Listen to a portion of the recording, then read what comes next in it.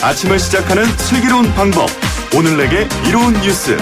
노영희의 출발 새 아침 슬기로운 인터뷰. 네. 검찰개혁 관련 법안의 본회의 부의가 12월 3일로 전격 연기됐습니다. 문희상 의장의 결단으로 시한폭탄의 초침은 잠시 멈추게 됐지만 언제든 갈등이 폭발할 여지는 그대로 남아있는 거죠. 자세한 얘기를 더불어민주당의 백혜련 의원과 함께 나눠보겠습니다. 의원님 안녕하세요. 네, 안녕하세요. 네, 사실 저희가 그저께만 해도 어제 문희상 의장이 본회의에 이런 관련 법안을 아주 부의할 거다. 거의 90% 정도 확진하면서 말했었었는데 아니네요. 저희도 사실은 문희상 의장님께서 어제 본회의에 부의할 것으로 생각을 했거든요. 네. 그런데 아침에 12월 3일로 부의하는 것으로 발표를 하셔서 굉장히 놀랐고요. 좀 유감스럽게 생각합니다. 그러니까 더불어민주당의 반응이 사실은 썩 좋지는 않았었는데 한국당은 그래도 한실은 좀 놓은 그런 듯한 표정 관리가 조금 되는 그런 상황이었던 것 같아요. 아무래도 한 달, 사실 부의가 되게 되면은, 언제든지 상정과 표결이 이루어질 수 있기 때문에, 그렇죠. 굉장한 사실 압박 요인이 되거든요. 그런데 한국당으로서는 어쨌든 어떻게 보면 한 달간의 여유를, 받게 된 그런 입장이기 때문에 그럴 수밖에 없을 것 같습니다. 시간을 조금 벌었다. 좀 체면을 조금 살렸다 이런 얘기네요. 그런데 한국당은 그럼에도 불구하고 법사위 자구심사 등등을 거쳐야 되는 그 기간, 90일의 기간이 아니라 한 달 정도만 늘려놓은 이 12월 3일 부의가 국회법에 맞지 않다 이런 주장이거든요. 그러면서 내년 1월 28일 정도에 부의하는 게 맞다 이렇게 주장합니다. 어떻습니까? 네, 이게 결국은 국회법상의 법사위 고유법을 패스트트랙 법안으로 지정했을 때 어떻게 할 것인가, 이게 국회법상 명확한 규정은 그렇죠. 없습니다. 그러다 보니까 결국 해석의 문제거든요. 네. 그리고 그 해석의 권한을 가지고 본회의를 주재하는 의장님의 권한입니다. 그래서 그 외부단체도 법률 조언을 받으신 걸로 알고 있는데, 네. 그러니까 어제 10월 29일 날 하는 것과 또 이제 패스트트랙 사개특위 법안이 법사위에 온 때로부터 해서 90일에서 그게 이제 12월 3일인 거고요. 네. 그리고 한국당의 주장대로 180일, 90일 다 해서 이제 1월 달로 넘어가는 안이 있었던 건데, 네. 제가 듣기로는 의장님께서도 거의 일설 한마디로 어제 하는 설로 거의 그게 다수설이고 그걸 받아들인 것으로 아는데 어제는 결국 한마디로 절충설을 선택을 하신 그렇죠. 것이죠. 네. 그래서 좀 아쉽기는 정말 한 부분이 있는데요. 어쨌든 네. 그런 최고 책임자인 국회의장이 결정하신 부분이기 때문에 그것은 존중해야 될 것 같고요. 네. 하여튼 이 안에 저희는 최대한 합의를 이룰 수 있도록 노력해야 될 것 같습니다. 그렇군요. 근데 지금 국회의장이 이렇게 한 이유가, 절충설을 채택한 이유가 정기국회가 지금 진행 중인데 넘어야 될 사안이 많고 법안 처리할 게 많으니까 지금 국회를 또 파행시키면 안 된다 이런 것 때문에 고육지책이다 이런 얘기도 나오고 있습니다. 그런데 저는 궁금한 게 민주당하고 한국당의 반응은 그런 예상대로인데 야3당의 반응은 어때요? 지금 어제 바른미래당 같은 경우는 아주 환영하는 그런 논평을 냈고요. 다른 야당과는 특별하게 입장을 표명하지는 않았던 것으로 생각합니다. 근데 지금 야당들 같은 경우도 선거법과 함께 네. 논의를 해야 한다는 주장을 하셨기 때문에 네. 특별하게 사실은 그렇게까지 반대 입장은 없을 것으로 봅니다. 근데 저희 더불어민주당 같은 경우도 당장 표결이라기보다는요. 네. 부의를 일단 해놓고 그렇죠. 있으면 좀 마음이 놓이죠. 논의가 촉발된다는 것이죠. 네. 그런 부분에서 굉장히 큰 의미는 있었다고 보이거든요. 지금 같은 경우는 자유한국당 같은 경우에 명확한 안을 내놓지 않고 그렇죠. 반대만 하고 있기 때문에 이렇게 해서는 논의가 전혀 진척될 구조가 없습니다. 그래서 저희 같은 경우는 문희상 의장님께서 결단을 내리셔서 그렇게 해주시면 훨씬 더 국회의 합의를 이루는 구조에 더 도움이 될 수 있다는 판단이었는데 조금 아쉽습니다. 바른미래당은 사실 권은희 안도 이미 본인들이 원하는 방식대로 올라가 있기 때문에 굳이 반대할 이유가 없어 보이는데 항상 반대한다는 의사를 먼저 표시하더라고요. 그런데요. 부위라고 하는 게 기본적으로는 우리가 이제 밥상에 상차려 놓듯이 밥 올려놓고 숟가락 올려놓듯이 뭔가 그 표결에 붙일 수 있는 전 단계를 만들어 놓는 그런 상태를 말하는 거죠? 네, 그렇습니다. 그래서 부의가 되면 일단은 본회의 언제든지 표결로 금방 갈 수 있기 때문에 좀 더 일정이 진척이 되는 그런 게 있습니다. 자, 그런데요. 지금 선거제 개화관이 11월 27일 날 부의될 거란 말이에요. 그러면 12월 3일 날 이 본회의에 부의되는 우리 검찰 개혁안하고 같이 처리될 수밖에 없는 거 아니에요? 지금 현실적으로는 그럴 가능성이 굉장히 크다고 봅니다. 이제 11월 27일과 12월 3일 사이에도 본회의가 또 여러 번 있을 수 있는 과정은 있기 때문에, 네. 그거는 어떻게 장담은 할 수 없지만 지금 상황에서는 선거제와 함께 논의되고 처리될 가능성이 그 어느 때보다 커졌다고 볼 수 있죠. 근데 이렇게 되면 오히려 더 나은 거 아닙니까? 한꺼번에 처리할 수 있어서? 어떻게 보면 더 복잡해진다고 볼 수도 있고요. 왜냐면 또 여기에 예산안까지 끼게 됩니다. 12월 2일이 예산안을 처리해야 되는 시한이거든요. 네. 그렇기 때문에 아주 고차원의 방정식이 이루어질 수밖에 없는 좀 상황이 되지 않을까 그렇게 예측합니다. 그렇군요. 자, 그러면 이제 결국 자유한국당을 자유한국당은 이제 어쩔 수 없다고 치고 여야 사당의 공조가 중요할 것 같은데 여기서도 특히 변수가 바른미래당인 것 같아요. 근데 사실 정의당도 무조건적으로 민주당하고 괴를 같이 할 것이다 이렇게 보기는 어렵죠. 왜냐하면 이 10%라고 하는 의원 수를 늘리는 안을 제안하면서라도 무조건 이거 좀 표결을 붙여서 넘기고 싶다라고 하는 안이 있어서 조금 야당이나 여당이나 조금 셈법이 다른 것 같아서요.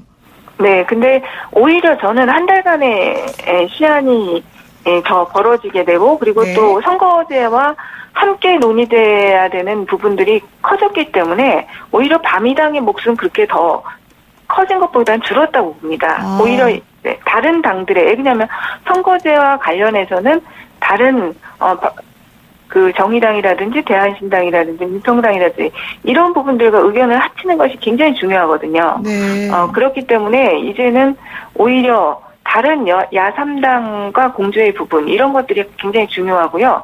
사실은 바른미래당 같은 경우도 그렇다면 이제 결국 일괄 타결 방식이잖아요. 네네. 일괄 타결. 그럼 이제 과반수만 이제 넘는 게 굉장히 중요한데 바른미래당의 전체가 오지 않더라도 바른미래당도 사실 쪼개져 있지 않습니까? 네. 그래서 일부만 오더라도 사실은 과반수가 됩니다. 다른 야 3당과 다 합의가 된다고 한다면요. 네. 네, 그렇기 때문에 오히려 제가 볼 땐 오히려 다른 야당들의 지금 비중이 좀 올라가는 부분이 있지 않나 그렇게 생각합니다. 그렇군요. 그리고 이제 조금 약간 다른 문제 얘기해 보겠습니다. 오늘 이해찬 대표가 기자간담회를 열고 조국 사태에 관한 입장을 밝힐 예정이다. 이해찬 대표 책임론에 대해서 무엇라고 대답할지 궁금하다. 이게 지금 오늘의 이슈인데요. 어떻습니까? 오늘 조국 장관과 관련한 그런 문제들에 대한 입장 표명도 있겠지만 이게 사실은 이미 다음 주인가요? 예정돼 있었습니다. 이해찬 대표의 기자간담회가. 그런데 그것을 조금 앞당긴 부분들이 있고요. 지금으로서는 어쨌든 간에 조국 정국의 문제가 누구 개인의 책임으로 치부할 수 있는 문제는 아니라고 보고요. 네. 정부 여당으로서 어쨌든 잘잘못을 떠나서 조국 정국으로 촉발된 공정과 정의의 문제, 네. 이런 부분, 그리고 갈등의 격화, 이런 부분에 대해서 국민에게 설명하고 이해를 구하는 부분이 있어야 된다고 봅니다. 그래서, 그 부분에 대한, 얘기들이 좀 있을 것 같고요. 네. 그리고 너무 이제 지금 언론들이 어떤 쇄신론, 그런 부분들을 부각하면서 또 우리 당내 갈등이 마치 굉장히 있는 것처럼 보도를 하고 있습니다. 그런데 그렇지는 않은 상황입니다. 어제 저도 기자들한테 굉장히 전화를 많이 받았거든요.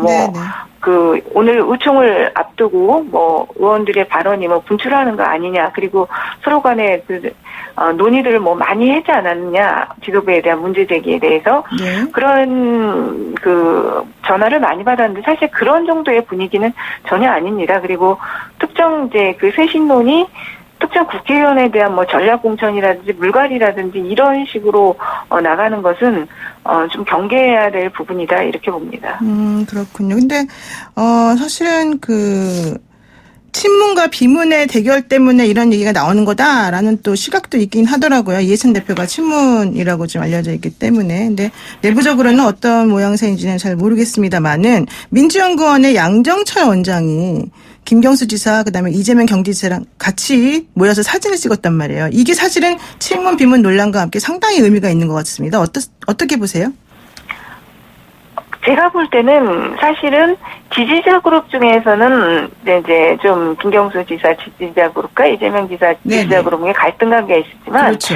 두 분의 관계 자체가 어떤 갈등 관계가 있었던 적이 없습니다. 두 분 관계 자체는 양정철 원장 다 포함해서요. 네네. 우리 당내 분위기로는 그런 갈등들이 거의 없었던 상태고요. 그래서 오히려 또 그것을 무슨 비문과 친문의 어떤 하해 조치라든지 그렇게 확대 해석하거나 갈등 봉합 시도다 이렇게 하는 것도 저는 문제가 있다고 보입니다. 네, 오히려 그런 식으로 접근하는 거는 부적절하다. 그럼 양정철 원장은 왜 자꾸 이렇게 여권의 중요 인사들을 만나고 다녀요?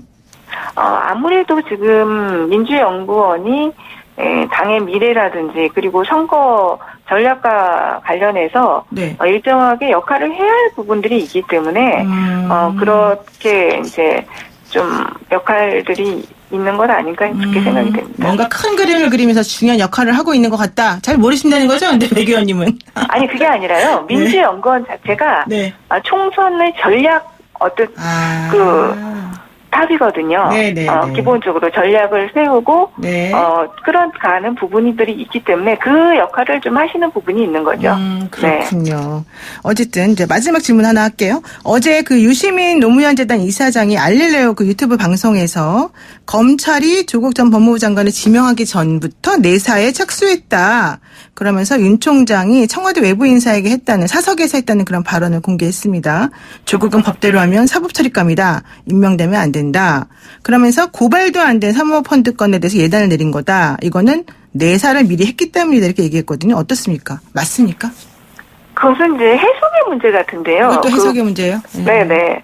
그 법리 내사라는 개념 자체가 아시겠지만 법적인 개념이 아니지 않습니까? 그리고 네. 그 범위가 굉장히 고무줄 잣대로 어떻게 보면 할 수 있는 부분이니까요. 네. 그러니까 유시민 이사장의 입장에서는 그 발언 내용을 내사가 있었다고 해석할 수도 있겠지만 또 그거는 또 추측일 수도 있는 거고 그 내사를 했다고 또 볼 수 있는 명백한 또 증거라고 보기엔 또 좀 어려운 면이 있는 것 같아요. 그러니까 검찰 입장에서는 근거도 없이 자꾸 검찰을 흔든다 이런 얘기도 하고 있고요.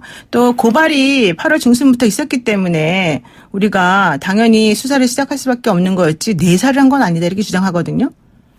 그러니까 내사라는 개념이 제가 이게 그 국감장에서도 사실 그 중앙지검장한테 질문을 했던 부분이거든요. 네. 그러니까 고발이 되고 나서 너무나 전격적인 압수수색, 전면적인 30몇 곳에 대한 압수수색이 그렇죠. 이루어졌습니다. 직후에. 그러니까 그 기간이 너무 짧기 때문에 이게 사실 내사가 했던 거 아니야. 저도 그런 질문을 했거든요. 준비하지 않고는 너무나 그 광범위한 압수수색이 이루어졌다는 거죠. 그렇죠. 그런데 이제 배성범 중앙지검장이 그런 거는 없었다. 그렇게 또 질문을 했는데 이 내사라는 게 뭐 그 기사만 있고 뭐 그런 것들이 아니라 좀 뭐 탐문을 한다든지 더 구체적인 절차가 있거나 아니면 또 내부 기획회의를 했다든지 이런 것도 또 내사라고 또 볼 수 있는 부분들이 있으니까 그 단계까지 어떻게 된 건지 안 된 건지 네.